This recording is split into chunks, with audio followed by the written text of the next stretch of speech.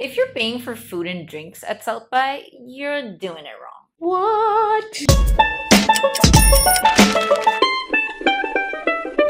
Dang. Heyo MisFits! Pavi and Nami back again to help you build your brand and kick ass in your career, you beautiful unicorn. So we're filming this in March and it's Austin, so naturally we have to talk about South by Southwest. So today we're gonna give you some insider info that we wish somebody had told us the first time we attended South by Southwest, and this is stuff that nobody talks about, so you're welcome. If you're listening to this, you probably already know what South by is, so we're gonna skip all of that. What is it? Why is it? Who is it? Well, nobody knows. But here's some surprising information you probably didn't know. Number 1, admission. You don't have to pay an arm and a leg for a ticket.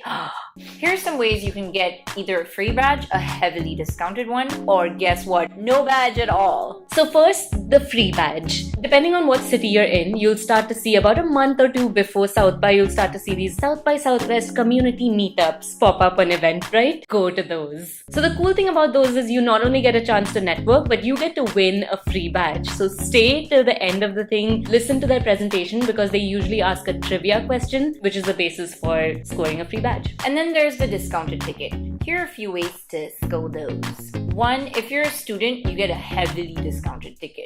2, if you put a panel picker application to be a speaker and you win, of course you get a free ticket. But if you don't win as a consolation prize, they still give you a discount. It's about $500 off from the walk-up rate. It's not cheap, but it's $500. And 3, remember those community meetups Nani was talking about? Just for going to those, even if you don't win a free badge, you get $300 off the walk-up rate. Again, still not cheap. It's $1,000, but it's better than nothing. And if you have $300 lying around, gimme. So now what if you want to take part in the festivities, always, but you don't actually want to attend any of the sessions, because that's for suckers. Just kidding. So yes, you can still do that. This is a gold mine, so don't go telling everybody you know, other than of course the 1,000 people you're going to share this video with, natch. There are actually hundreds of unofficial events you can attend, meaning without a badge. So there are 2 websites, rsvpster.com and South by Southwest Unofficial. Both of those list literally every badgeless event you can go to, and you actually even have a chance to get a service that RSVPs you to everything automatically. So that's all the free food, free booze that we were talking about earlier. So now about the networking, because obviously that's why you're here. Guys, trust me, the best networking happens outside of these sessions. It's all about being at the right place at the right time at South by, especially if you're willing to think outside that box. There's gonna be a lot of unexpected random experiences where you're like, holy shit, how did this happen? But to make sure that you're at the right place at the right time, you need 3 things. You need to be friendly, be creative, and of course, a little bit shameless. Got it.